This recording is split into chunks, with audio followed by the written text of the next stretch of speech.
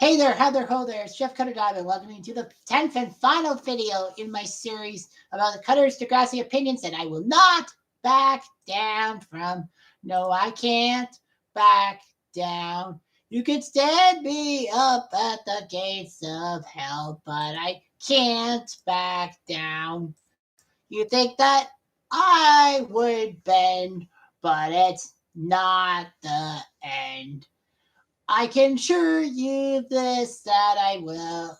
So stubborn, but I won't back down, and I can't back down. So anyway, this is the 10th and final installment of the series. The first 9 I'll tell you, and of course the playlist will be in the video description alongside a few other playlists. But yeah, so the first one I did was Emma's behavior in season 6, If You Leave. That's the episode in which Manny decides to move back home with her folks in the wake of the JT situation, and Emma can't tell Manny how she really feels about it, and she's upset about it, saying that Emma was justified. I mean, she had PTSD that was never talked about. And the whole thing was the JT death happened at a party that should not have been thrown at Emma's house, and it was steps from her house. She had the right to freak, and she was upset. Maybe she wanted Manny to take some responsibility and thinking that Emma was going to get into a whole lot of trouble because of the party and wanted Manny to throw Manny under the bus. That is so like Emma sometimes. Second episode was about Pill's ouster, because people don't talk about it that much. That Pill may have been ousted because of what she did to Drew in the wake of finally season 14, and how Drew's mom is Audra, who is the head of the PTA and basically could use her school board connections to bring Pill down. I know Pill was not there for season 15 / Next Class season 1, but Audra must have had some involvement to do with it. And especially with Pill's thing with the no infection policy, ugly.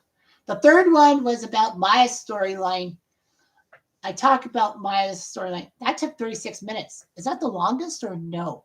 That is not the longest. Actually, the number 8 is 11 seconds longer than the Maya one. I can't believe it took 36 minutes for Maya, and it was less time for Emma being a clingy friend and Emma's girlfriend phase. Yeah, Emma's girlfriend phase was actually shorter than Maya's storyline. The fourth one was about Jay the Devil on everyone's shoulder. I just basically say my hate for Jay and all that being my most hated character, Degrassi character, who is still alive. I mean, Rick is dead, so you have to hate on Rick. So that's the problem. So Jay was the devil on everyone's shoulder. And I basically say why Jay's the devil and people should hate on him. Number 5 was about Hollingsworth's potential influence on Snake and all that, making Snake cower. I know that Audra and Mrs. Rivas was also a main thing, but I think because, all 3 Hollingsworth kids did something wrong. Frankie had the racist poster, Miles had burned the school a bit, and also Hunter with him bringing a gun to the school during a dance to get back at the feminists. And how Hollingsworth must have told Snake not to make any false moves on his kids, or else he could make Snake pay for it. And then number 6 was Emma's clingy friend phase. And I basically say how Emma turned out to be a clingy friend post season 4, and that the situation with Rick actually led to her being a clingy friend, mostly because she didn't really have a friend group when Rick was creeping on her. So she probably thought that she botched it. The 7th one was about Rick had a right to get mad at Paige. Because a lot of people say Rick was a bad person, but the one thing that Rick was right about was hating on Paige and thinking that Paige just wanted to make sure that Hazel, Terry, and to an effect, Emma stay under her shadow, that she was just being a bitch. But of course, this was all in his mind. Number 8 was the Raditch paradox. When I talk about Raditch and all that, I just say that,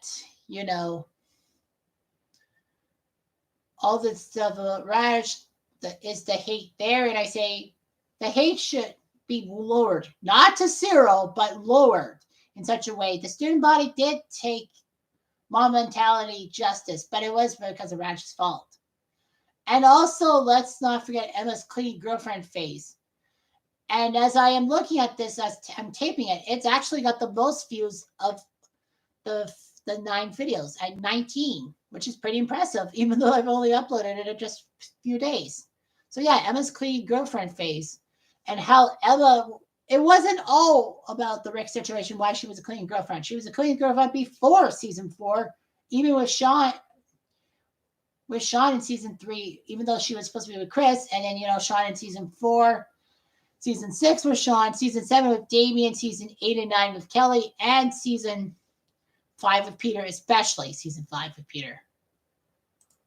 So that's all I've got. I went through my couple of my playlists, and my normal Degrassiisms, that's basically Degrassi videos I do without a certain topic. Well, a certain topic, but either poll videos or just basically normal Degrassi videos, not unpopular opinions. That's a different playlist, which I did 200 of them. Although some were definite repeats. So I had 29 of them involved with the Rick situation, not including this one. This one is actually big. This one is actually number 100 in Rick Murray videos that I've created. I've made 100 Rick Murray storyline videos. A lot of them were unpopular opinions or Degrassiisms or part of a series. If you look at the playlist, which is in the video description, trust me, I know I can't do it. I have tons of Degrassi unpopular opinions to do with the Rick Murray situation. Plenty of them. So it's just huge and all that.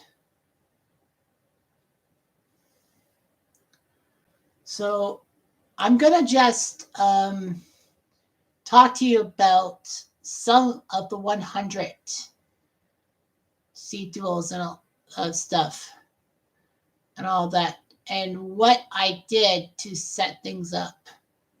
Now, I do have to make a few changes to how the list is made and all that. I'm going to try to put all the seed duels of the Rick situation in the same spot, so that, I can talk about it. So that's a hard press lesson. But let me just say all this stuff.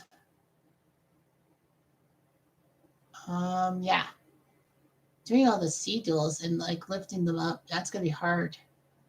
Pressed and all that. So I have to completely change things up.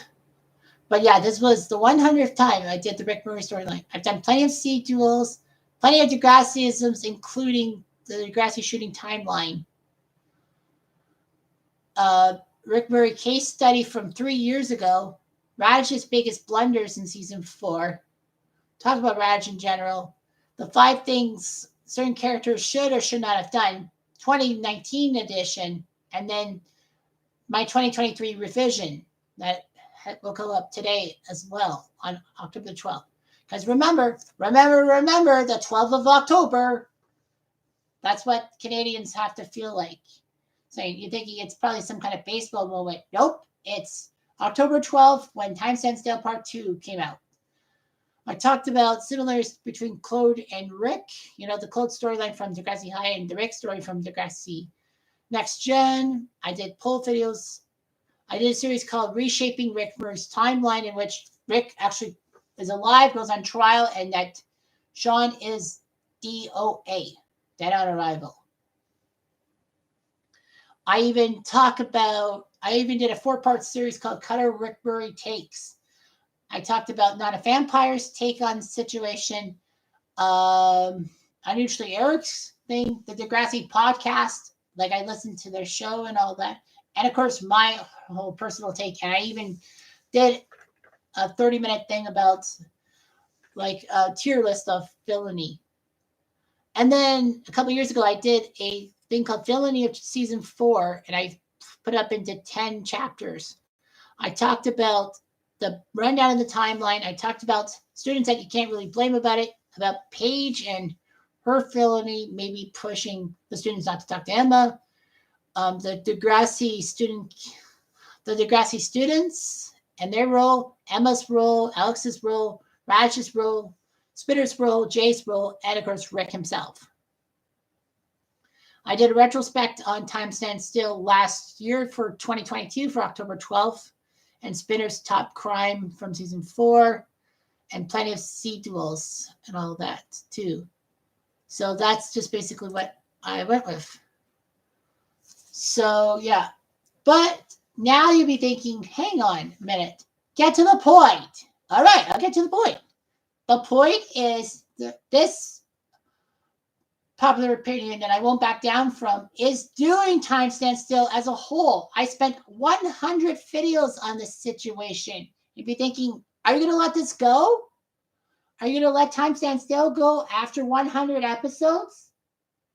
Maybe I will. Maybe I won't.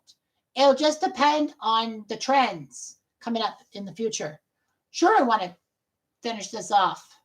Sure, I want to just, maybe just pull up and not do as many Degrassi videos and just probably just go back to doing what I normally do, and that's sports videos. Like I still do Sports Catastrophe. I still do PC games, sports PC games in the middle of doing Degrassi stuff. But when I do a Degrassi project, I have to spend a lot of time on that, get it off as fast as I can so that, it's fresh in my mind and I don't forget to watch. Oh, is someone trying to tell me to shut up? Nope. Okay, great. Sorry about that. Live camera. Am I right?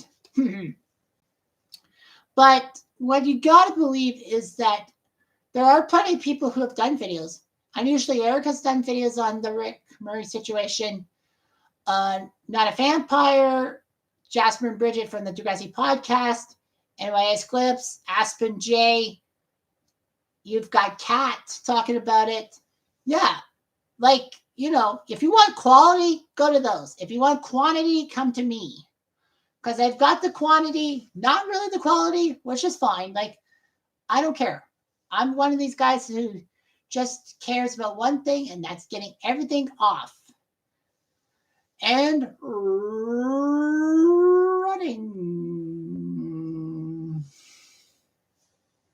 But simply put, guys, is that do I feel remorseful for doing 100 episodes about videos about the Rick Murray situation?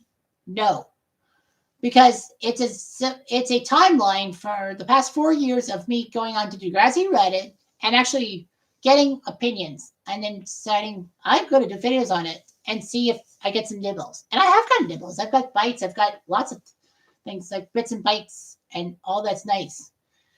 But you know what? Do I care that I don't have a lot of Degrassi fans that subscriber? If I look at my subscribers list, which is 253 people as of this taping, how many of them are Degrassi fans? Maybe 20, maybe 25? Do I care about that number? Yeah. At least 10, 20 people. That's fine. I get it. I like it. I don't care. I just don't care. I don't care. The number can be small for all I care about. But as long as I reach out to Degrassi people, and I'm surprised one person in particular who came to see my one live stream about doing Toronto Maple Leafs trivia and talk about Degrassi. And I'm like, yeah, come on Monday. I'm going to talk about this stuff on my live stream. But no, that's okay though. Probably things came up in their life. I don't care. As long as they look at it, and this will be huge and all that. But the simple fact is, do I regret spending all these videos on the Rick Murray situation? No. Heck no. I've changed a lot in 4 years. My opinions of the whole Rick Murray situation has changed after 100 things, like doing mini-series, doing all this stuff left, right, and center. So many Degrassi unpopular opinions based on this situation. that, it is what it is. I mean, I don't care what people think of me and all that. The fact is, I have to do what I have to do and all that. So I don't take anything bad away from this. Sure, it's basically the main focus point of my Degrassi stuff. It's not the only focus point. I've made Degrassi videos about Emma's clean friend phase and a lot of things that had nothing to do with the Rick Murray storyline.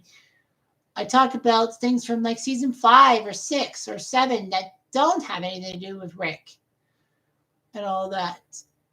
Am I proud of what I'm doing? Yeah, like I'm getting people to talk about things. I've made a lot of friends. Rachel Violetta has been one of my best Reddit people and all that. So when I look at things are a whole lot different. I can tell you right now that I've made several unpopular opinions on this situation. I've made 56 on the Rick Murray situation.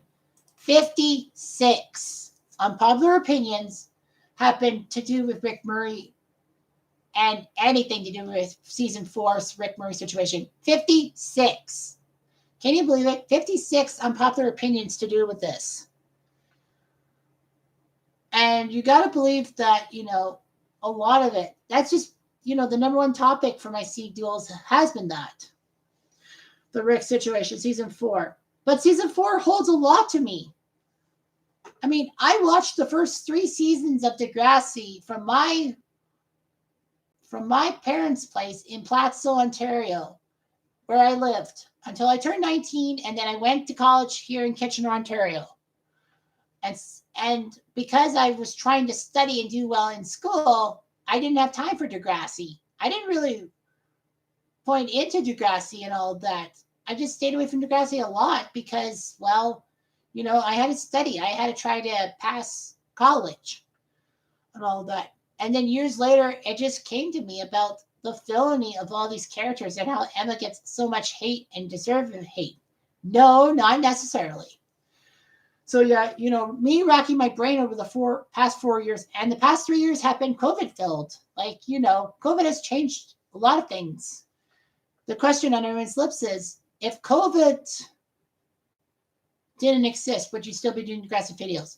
Yes, because my job at Canadian Tire still stood with COVID. Sure, we had lockdowns and all that, but I couldn't stay home because I was a retail worker. And it was actually nicer to work on stuff without having to deal with, customers and all that, and that you could be more relaxed and all that. I'm a shy person. I have autism. I'm a nervous wreck sometimes. And yeah, you can probably guess I have autism based on, me shuffling around with my hands and all that stuff during my videos and, my famous videos that the stupid thumbnails aren't almost always like this or like this with my hands like that. Yes, it's an autistic tic and all that, but I don't regret it. That's just who I am. I have autism and that's the way it is. But you know what? I don't regret anything. I've brought Degrassi videos to the masses, to the small group of people who love my Degrassi stuff and don't care about my sports stuff. Thank you. From the bottom of my heart, I thank you and everything for doing that. And you don't like my other stuff? Fine. I don't care. There are people who watch my sports stuff and don't care about Degrassi and all that. That's fine. They can do whatever they want. And if you like my Degrassi videos but don't like the other stuff, what's stopping you? You can watch the Degrassi stuff. You don't have to watch the other stuff. I'm not forcing you to watch. I don't force anyone to watch my stuff. If you don't want to watch my stuff, don't. If you want to watch my stuff, thank you for the bottom heart and all that. You guys like Rachel Violetta, like Not a Vampire, like Aspen J, talking to me and all that through comments on YouTube videos. Their YouTube videos mostly. That's what keeps me going. You guys out there in Degrassi Reddit land and watching my Degrassi videos, you keep me going. You keep me thinking, hey, you know what? Screw it. I'm going to do this. I'm going to make you proud. And of course, there's one big fan up there who I really want to please. And that's not God, although it should be God, it's my dad. Because I did Degrassi videos while he was still alive, but not a whole lot. The majority of the whole stuff has been the past 3 years, after his death. So it's hard to stomach at times. But you Degrassi fans have made me happy. And I don't regret doing Rick Murray storylines or obsessing things. You may think I am overly analytical. Yes, I am. I admit it. I say it in many videos. But the fact of the matter is, I like doing Degrassi videos, and I like talking to you guys. So there. So anyway, thanks for watching. I'm Jeff Diamond. Adieu.